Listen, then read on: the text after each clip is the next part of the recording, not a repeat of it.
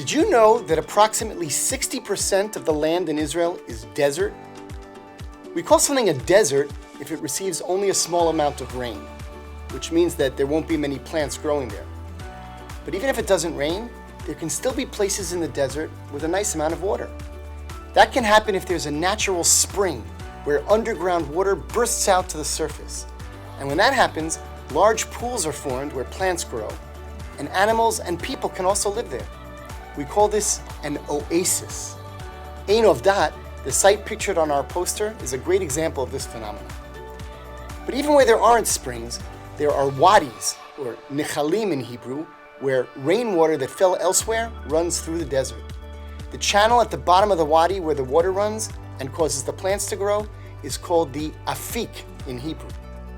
David HaMelech, King David, the author of many of the Tehillim, or Psalms, spent part of his life hiding out in the desert. Many of the verses he wrote were inspired by the scenery he saw there.